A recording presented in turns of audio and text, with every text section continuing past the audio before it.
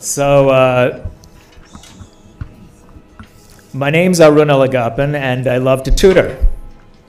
In fact, after my first tutoring gig back in high school, I repeatedly ran around a 29-story building's large underground garage in excitement. I'm pretty sure that when I stopped, I was at that time the only teenager in New York City hyperventilating in a parking lot, high on tutoring. After college, law school, and a one-year clerkship, I started a tutoring service called Advantage Testing. The company started with one employee in New York, me, and has since grown to more than 350 employees worldwide. We've tutored more than 100,000 students, many who couldn't afford our services but demonstrated their motivation and their need. We tutored or counseled for free. 11 years ago, I launched a 501c3 public service affiliate called the Advantage Testing Foundation. Under its auspices, we founded and run the largest math prize for girls in the world at MIT, and along with Princeton University, we are a founding partner of LEADA, widely regarded as the #1 college access program in the nation for public school students from low-income families. In 2009, I founded Trials, the Training and Recruitment Initiative for admission to leading law schools. Trials is a pre-law partnership of the Advantage Testing Foundation, Harvard Law School, and NYU Law School. This evening, I will speak with you about our experiences with Trials. Who knows? Maybe some of you will apply and be my students this coming summer at Harvard Law School. But whether or not that happens, this evening, I'll try to present some concrete recommendations for you to improve your chances of gaining admission to the law school of your choice. Here's a little personal background. I grew up in New York, the world's most diverse city, in Queens, the world's most diverse county, and I attended the United Nations School, the world's most diverse school. So faith and diversity is in my background and it's in my blood. My father was an international civil servant, a career official at the UN, and every 2 years we went from New York to India on the UN Home Leave program.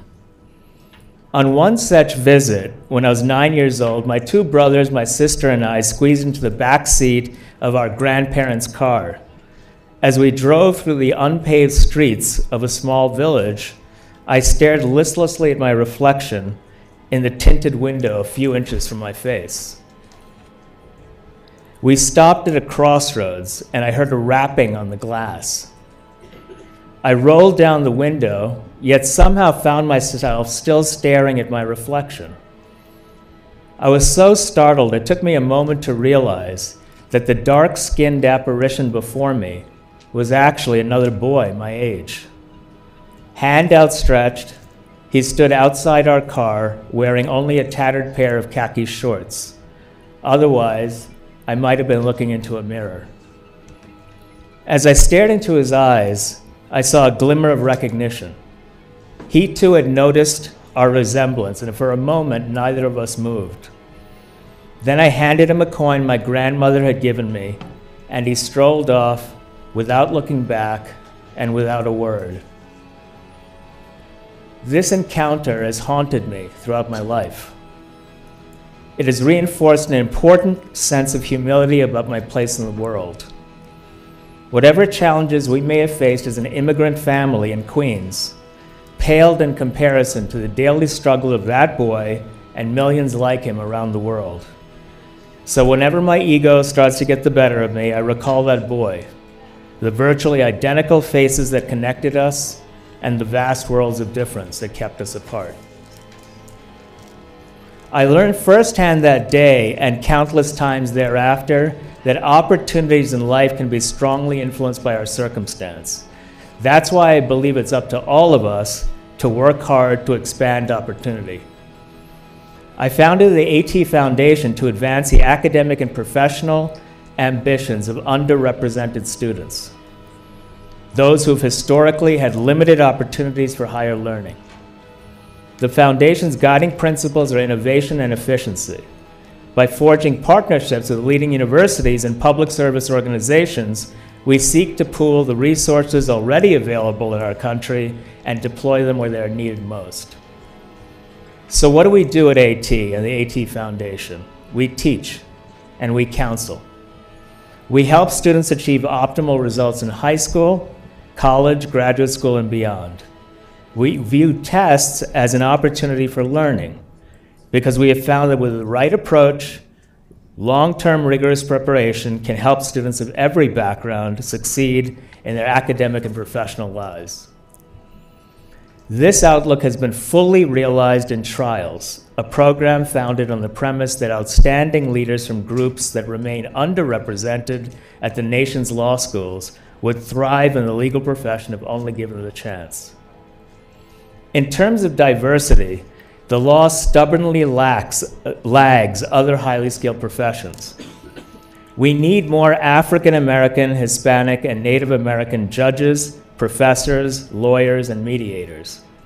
More governors, mayors, US senators, congressmen, and state representatives. And while we're at it, how about a new president? Hey, I liked our last president. That's why these conferences Evangeline Mitchell organizes are so important. They help connect promising students to the tools they need to earn admission to law school and pursue their careers. When we began Trials, Elena Kagan, then Dean of Harvard Law School and now an Associate Justice of the United States Supreme Court, joined us as Vice President of the Advantage Testing Foundation. At that time, I presented a blueprint for Trials to Ricky Revesz, Dean of NYU, and John Sexton, President of NYU. Our goal was to identify talented students of modest means and underrepresented, often minority backgrounds, and prepare them for admission to the nation's leading law schools. The plan was ambitious. 5 weeks each summer, 20 bright, motivated students would receive rigorous law school preparation, including intensive LSAT preparation, and participate in classes with professors from Harvard and NYU. Most students admitted would come from undergraduate institutions that do not typically send graduates to top law schools. Most would have overcome adversity in their lives. The summer residency would alternate each year between Harvard and NYU, with the host university providing students travel, room and board, and classroom space. We at the AT Foundation would provide free LSAT instruction, admissions counseling, materials, proctored testing, a $3,000 stipend for students, and a range of administrative and financial support. After the 5-week program, students would join us for weekly 4-hour phone calls in which we would review more tests until the official test day. In 11 months, the blueprint turned into reality. When Trials launched in 2009, it was the first major diversity initiative at Harvard Law School since 1967. And Harvard's support for the program has been resounding. Each year, outstanding members of the Harvard faculty, professors such as Ron Sullivan, whom you may have heard, Randall Kennedy, and Ruth Okediji, conduct classes for our students.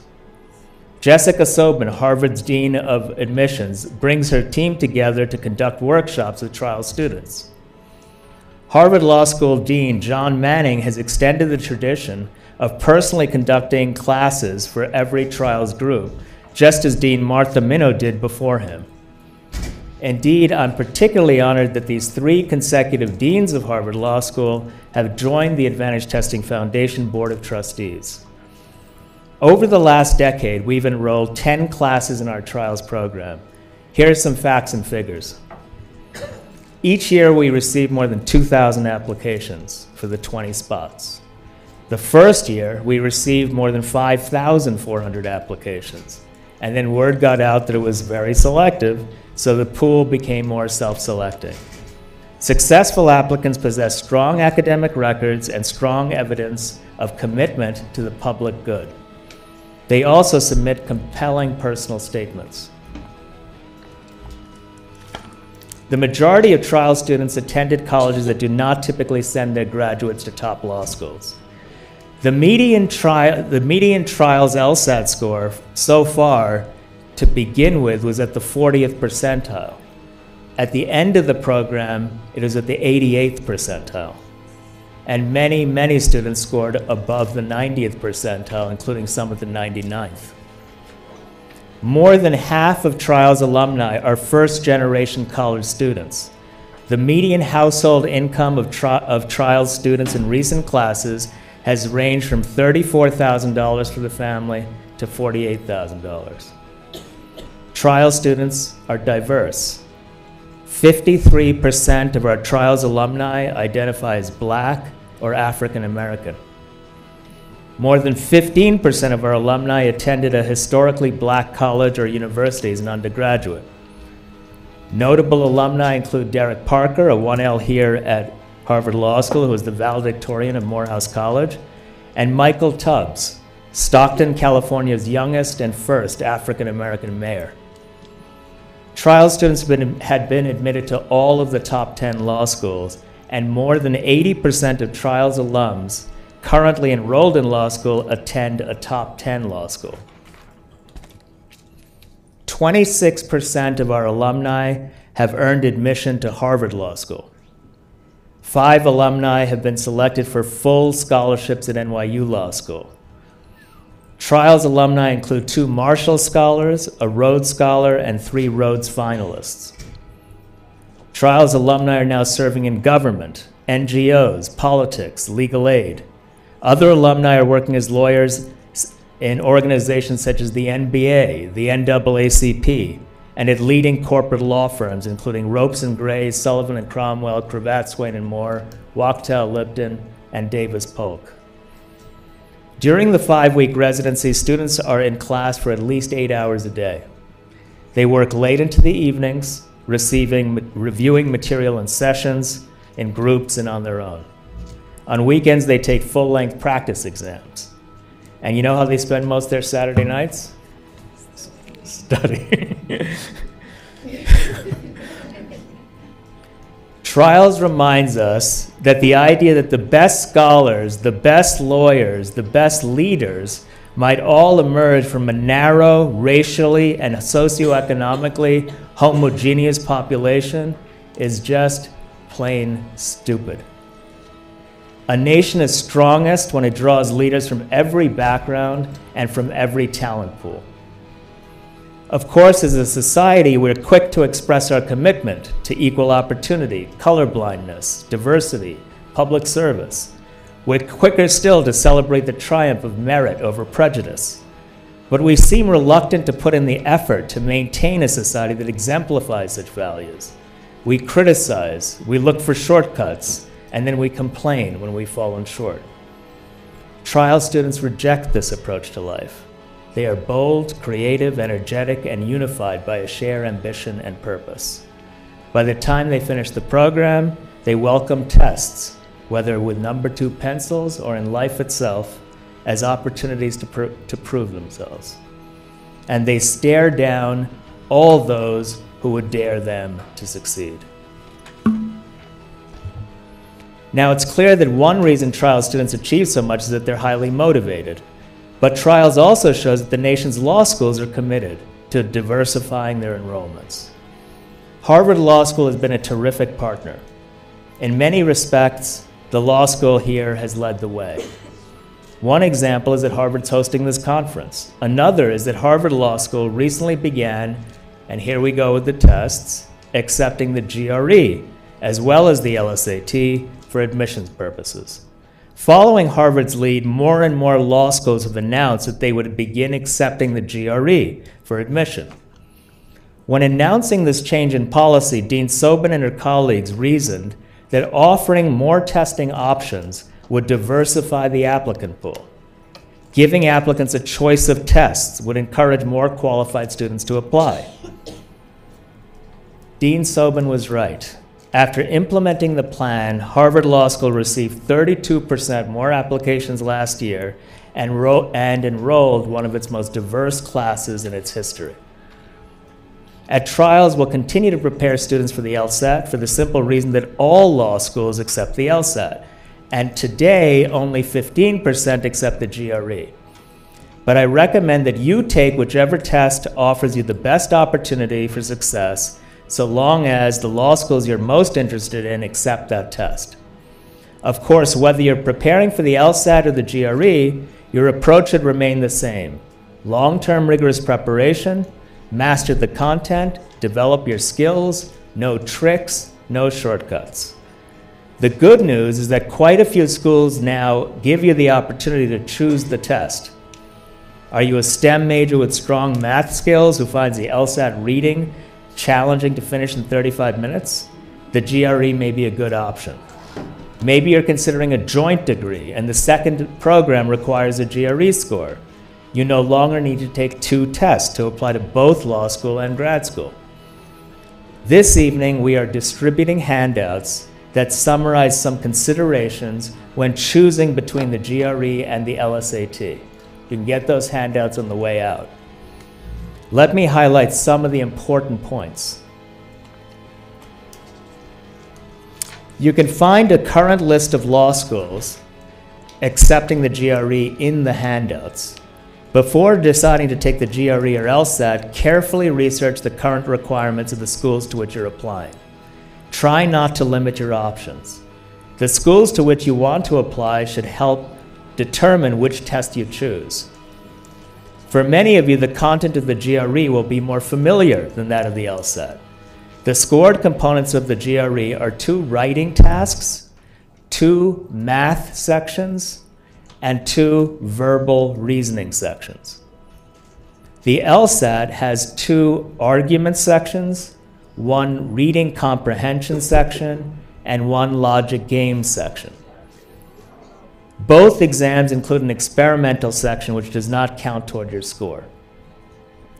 While the format of the GRE more closely resembles that of previous tests you've taken, it's not necessarily an easier test. To perform at your highest level on the GRE, you should engage in preparation, just as you would for the LSAT. The GRE is a computer exam. At this time, the LSAT is still administered as a paper and pencil test. However, the LSAT is transitioning to a computer exam on July 15th, 2019. Following the July test, all LSAT administrations will be on computer. For the July test, some students will receive paper and pencil exams and others will take the test on tablets. At this time, our understanding is that test takers will not have prior knowledge of which format they'll receive. So why would we take this test? The reason is that this is the only test in the history of the LSAT where you can take the test, get your score back, and decide not to send it. So for any of you who are applying to law school in the fall of 2019 or later, you should definitely take the July 2019 test. There's only upside and there's absolutely no downside, okay? And if you take it and you choose to retake it after canceling it, you can take the next test for free. Okay, July 2019. Mark the date. Is it just July? Just July, it's July 15th, just that one day. Okay, July 15th. Yes. I think you can register for it now. Not yet, maybe not yet, but keep an eye out for it. It's July 2019, okay? Make sure you take that test, guys, all right? Everybody should take it. You have like 7-8 months to prepare now, right? Yes. The dates will be all online. The dates are all online, and it'll be on computer, right? So you can look that up. It's also going to be in our handout. Okay, anything of a date nature will be in the handout. Okay, so how do you decide whether to take the LSAT or the GRE? You look at the percentile on a practice test you take that's proctored and timed strictly. Look at which one you did better on. That's the one you should take. That's the one you should prepare for, right? I told you that the trial students started at the 40th percentile, right? That means that 60% of the country did better than them on the first test. But over a quarter of them got into Harvard Law School. Think about it. Think about what that means. Every one of us in this room, if we put in that effort, can do it, right? So I really believe that the preparation is key. And it's not an aptitude test. Okay? This is not that's like bullshit. It's not an aptitude test. If you can prepare for it and change your aptitude in 6 months, it's not an aptitude test. We know you can get better. All right? So I need you to dig in. All right?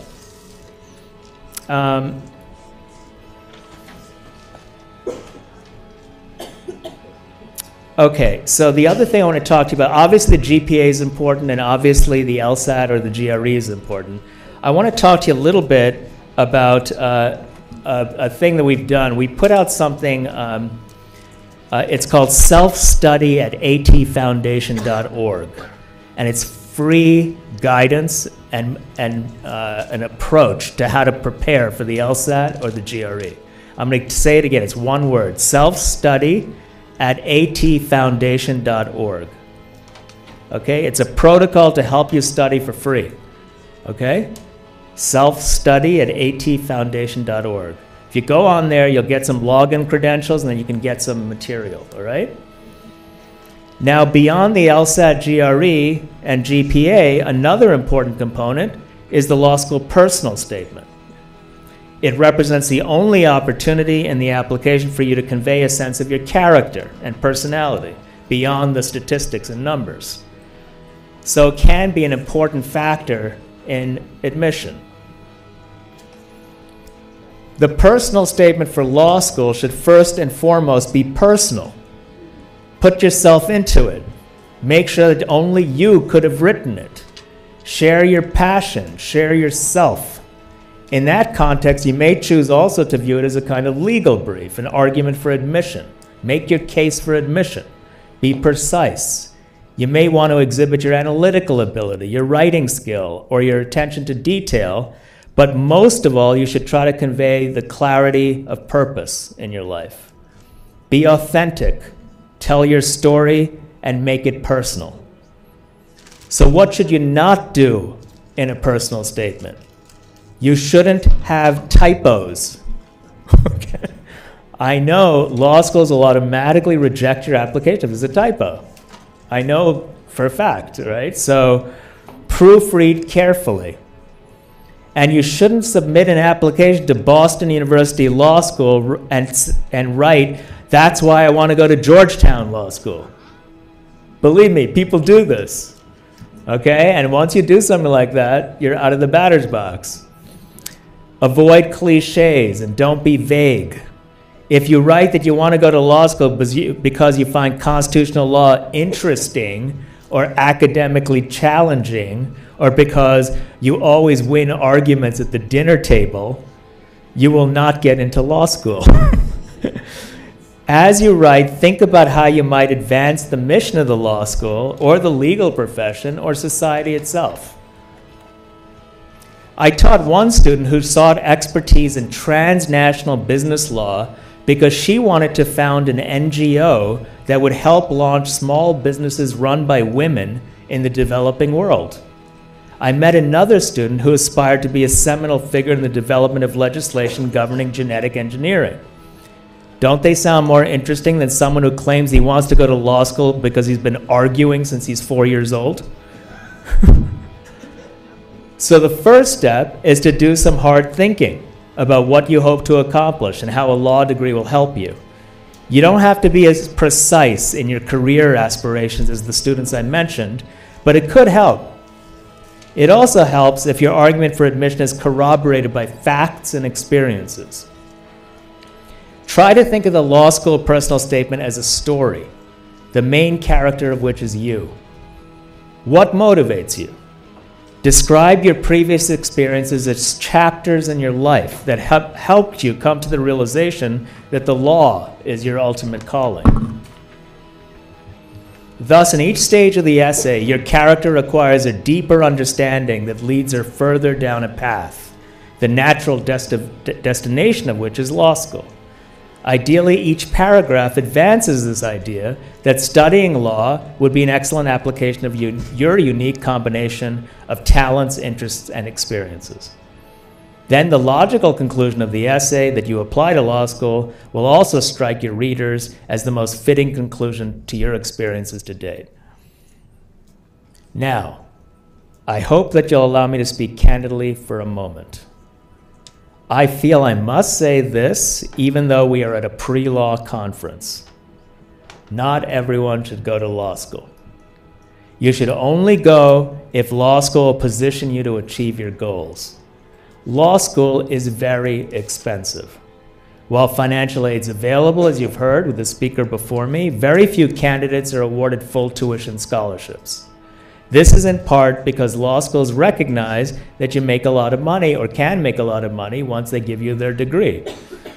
So while law schools may defer tuition payments until after graduation, and some may even offer generous financial aid grants, many of you will nonetheless acquire substantial debt in earning your law degree. I sure did. The American Bar Association now requires accredited law schools to report bar passage rates and employment outcomes for their graduates. This information is available on law school websites and through the ABA. Even if you're admitted to law school, I urge you to dig into and understand the school's data before enrolling at the law school. None of this information is intended to discourage you. I share the same concern with my trial students every year, because like you, they're smart, talented, ambitious young people with many rewarding career paths ahead of them. I want you to make good choices.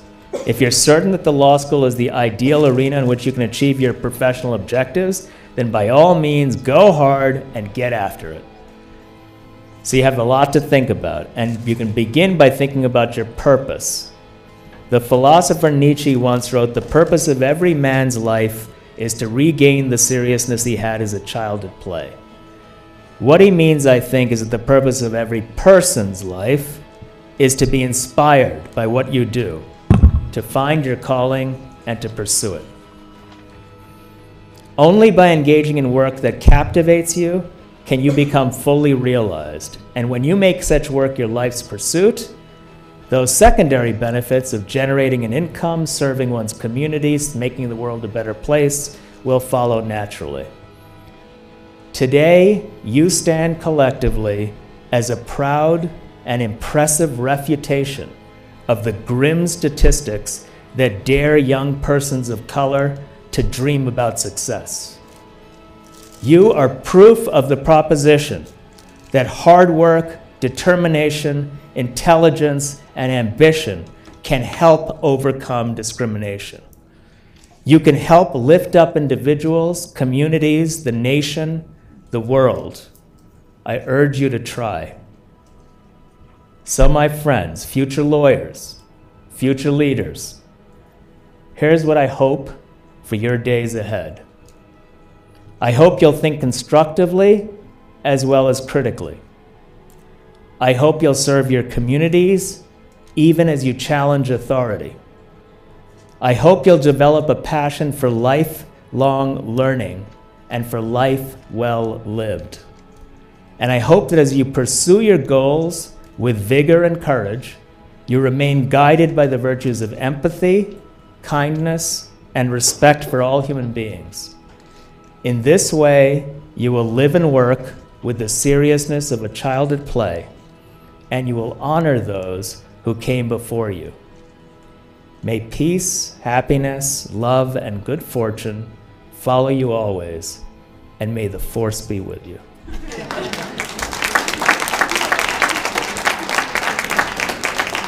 So I just want to remind you guys, we have two resources for you. One's a handout that's going to tell you GRE versus LSAT, right? That's going to be on your way out.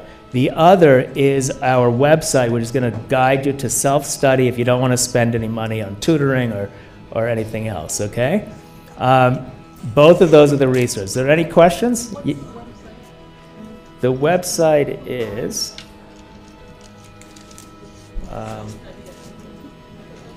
thanks. Can you say that? Self-study at atfoundation.org. Yes. Was there something Hi, Don. was there something that you started what motivated you? So I started two organizations. One's a private group that makes money.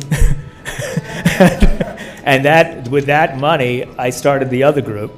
And basically, what motivates me is that I part of the story I told you is that we're born into our families, we're born into our circumstances, And I saw that kid, and he looked exactly like me, and I was like, I'm in an air-conditioned car, and he's out there.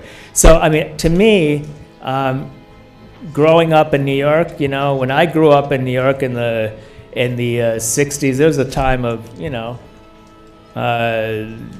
black is beautiful, and this was very, things changed a lot over the years. To me, I've always felt an affinity for African American people. I think part of the reason was when my grandmother, one time when I was in India, she said, "Get out of the sun, you're going to turn black," And I went out into the sun, and I just went, and I stayed out there as long as I could, and I just wanted to turn as black as possible because I thought it was cool. So I wanted to, I'll tell you what, I think a lot of people have opportunities and privileges in life, and it's up to all of us to create, just create opportunity, make sure that everybody has a fair shake. So I don't think, black people are better than white people or better than brown people. I just think people are people, and everyone has to have a fair shake at it. So I try to do this to make sure that everyone has an opportunity to get after it, work hard, and show what they got. And I'll tell you one thing that is a fact. The African American students that I've taught have, on tests, as a group, improved the most. So I think that says a lot. I think, once if somebody digs in and says, "Hey, this is important to me," there's a lot of opportunity there. So, as far as why do I do it, it's a privilege. It's a privilege to be here. It's a privilege to be in your company. I get very excited when I see young faces ready to change the world. And we need a lot of changing. Yes. Yes. What's some advice that you recommend if we're going to apply to the trials program? Yeah, so the trials program, you apply, I encourage you to apply. It's hard to get in, but if you get in, How do you get in? what do you need to do? What are some tips? Oh, tips. Okay, so I'll tell you what we're looking for, right? We're looking for you to have demonstrated that you can work hard. So that means usually you have good grades in college, right? That's one. Two is that we typically look for students who, I would say are kind of cheerful. We don't go around man, the world sucks. We don't do that. Of course, part of it does, but we try to turn it into a positive energy. So if you can convey that in your personal statement, we have a personal statement where you tell us about yourselves. That's a very, very important part of how you get into trials, is what do you say in those 2 pages? What did you overcome to get to where you are? What is your vision, for yourself, for the world? We're looking for people who are going to do good in the world. So we want people, you don't have to do good in a public sector. You could be in the private sector. You could take your money and distribute it, there's a lot of different ways to do good, but we're looking for, we want college professor recommendations. We want your personal statement. We want your academic transcript. We want to interview you. So of the students, the final 60 finalists, we interview, and then we admit 20, and I think we've admitted 202 students, and 200 have enrolled. And the first year, when 5,400 students applied, there was 1.5 times as many students applied to trials as applied to Yale Law School that year. So, you know, I mean, it's now I would urge you to apply, take a crack at it. Take a crack at anything you want to do. We're going to be here. I'll be teaching the program, and it's and you can. There are a lot of students enrolled at Harvard Law School right now from trials. Yes. I'm sorry, I'm not sure if this was mentioned. Is there like a deadline for application for the summer coming up, or when does application start? The applications are open now, and I think we go till January 15th. That's a big difference. I think we tell you in April or May whether you got it. I'm glad that was corrected. January 15th. Try to get your applications in. It's only a 2-page personal statement. The rest is just gathering stuff from other people, right? I would urge you to apply. And you know, even if you don't get in, if you're connected, if you've applied and you want our advice, we'll try to give you advice afterward. Okay? Yes.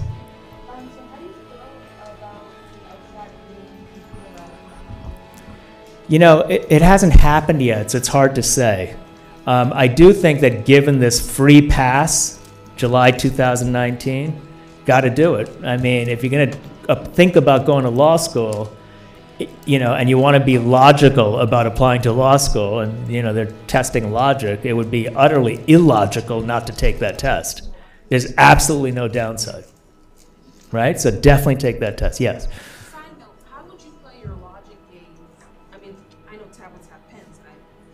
Yeah, it's a good question. We don't know yet. They haven't come out with anything yet. They just said it's going to go on computer. So as soon as that information comes out, it'll be all over our website and stuff.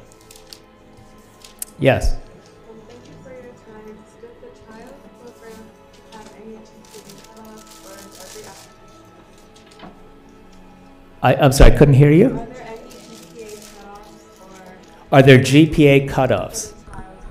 There's no GPA cutoff. I'd say this, that you should have good grades, but the better the personal statement is, you know, the lower the GPA could be, right? So think of it that way.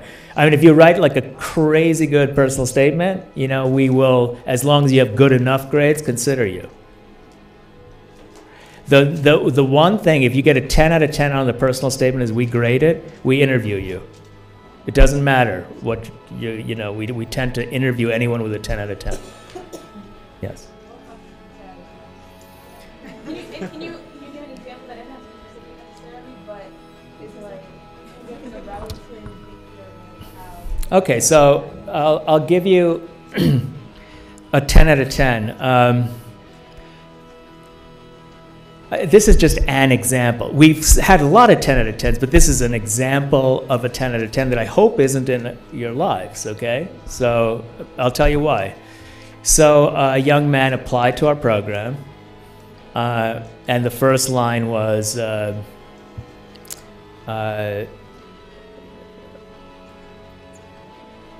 know, my biological father left my mother when she was pregnant with me.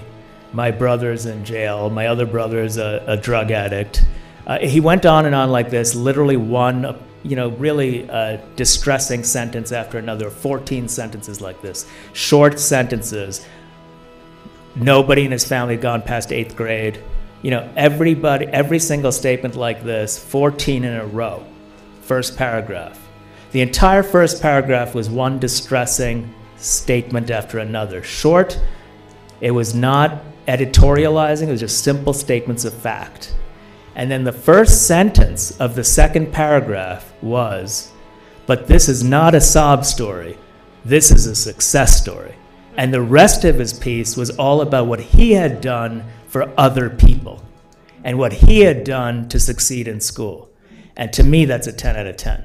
So it's about somebody who's been through hell, right? But he's like, you know what? I'm going to make this world better for other people. To me, that's what's in my heart. That's what I was looking for in trials. He was in trials 2009. He happens today to be a graduate of Harvard Law School, and he co-teaches the trials program with me because he's a tutor at Advantage Testing.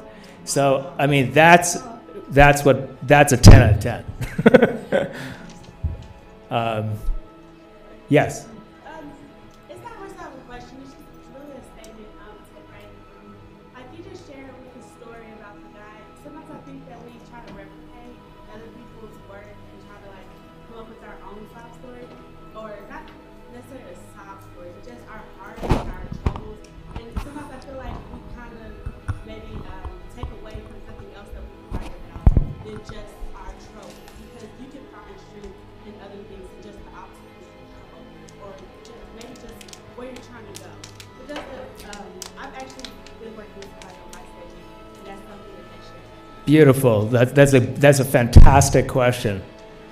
Because I think that's a fantastic question, because what we don't look for are just sob stories, because that's not what this is about. You know, it's like the reason we look for people who have overcome adversity of some sort is that if you achieve having overcome adversity, then you're really special. Then you've really demonstrated something in you. What I would urge you to do is not do the feel sorry for me bit. What I liked about the statement I described to you was very factual. And then all the stuff that had passion in it was about what he was going to do that was good. So I'm totally with you to talk about what you want to do that's constructive, that's positive, that is not about woe is me, you know. But I do think it's relevant for me to be able to gauge your credentials against the backdrop of the adversity, against the backdrop of the opportunities you've had. For example, you know, I have 3 children. They've gone to really good private school. I expect them to do a lot better than a kid who grew up in an inner city, you know, because they had more opportunities. They've had more privilege, you know, so I expect them to do better. If I'm looking at 2 kids and they have equal test scores, and one of them had much more of a challenge in his or her life, I'm going to take that kid. I'm definitely going to take that. I'm going to take that kid if that kid is 100 points lower. I'm going to take that kid, because the point is that you've done the best you can do given the opportunities you had. To me, that's the way admission should work. It's not about who can take all the privileges they have, wrap them all up, and show you that the privileges lead to more privilege. I mean, that's not the way it works. You know? I wish everybody felt that way. Yeah, you know, I will say this, to be fair to my own daughters. We have 3 daughters. They work their hearts out. They went to private schools and they worked their hearts out. And then they go to good schools and I'm like, good, God bless you. You know what I mean? I'm not saying people who have like good schooling, you know, like excellent private school, whatever, shouldn't go and do good things. I'm just saying that everyone should have a fair shake. So you ask me, why do I do this? That's why I do this. I mean, to me, that's my mission, is to make sure everybody has a fair shake. And I've been fortunate, because when I grew up, you know, I shared a bedroom with my 2 brothers. I was fine, you know, and I commuted 3 hours round trip to school in the city from Queens, you know, and I did my homework on subways and stuff. I mean, you know, this is part of my upbringing, but I never felt in a want. I always had 3 meals a day. I was always fine. I had a paper route. I was delivering papers, and I you know, made, you know, $8-9 a week. You know, I was fine, you know, and so. When I think about what the story I told you, I think about other people's stories, I'm like, they had it a lot worse. How the hell do you study when you're in a 2-room house with 12 people in the house, a lot of kids screaming, the lights are out? I mean, that's what he grew up with, you know? And if he's going to come out of there, go through trials, and then get a 99th percentile on the test, man, you're something special. You blow my ass away. That's the way I look at it. You know, I look at it from the standpoint of, what have you accomplished with what you had? Because once you then get into the privileged environment, you'll soar like a bird. I mean, you will go up. That's what I've seen. That's why I work at this. right? Any other questions? Yes. With trials, would you suggest that students or people like that take the program even if they don't want to necessarily go to law school or the next semester? Yeah. Yeah, I mean, we have a lot of trial students who were in the program 3 years ago who are applying to law school now. So, you know, law schools, by the way, like you to take time between college and law school. They want you to do that. It helps if you do that. They want real-world experience. They don't want kids coming straight out of college. Generally, they're looking for people who are more adult, who have more experiences, who can bring more perspectives to the classroom. They want to see you bring your own ideas to the class and have different walks and different professions and different backgrounds coming. It's like diversity is not just skin color, you know? I mean, diversity is like outlooks and viewpoints and experiences and jobs and parts of the country, et cetera. So like, I think that's what they're looking for. So if you're right out of college, take a little time, chill out, do something for a year or two, and then come back to it. Okay? Yes. Sorry, just kind of think back on that. When you offer to take the July test, which is coming up. So let's say someone, for example, gets this child takes the July test, second transportation. Do you happen to know what the length of time is the law school will accept through LSAT? Is there a limitation to how long you can take it? They generally do 5 years. 5 years. Yeah. Thank you very Okay? Thank you. Thanks a lot, guys. All the best. Good luck to you, all right?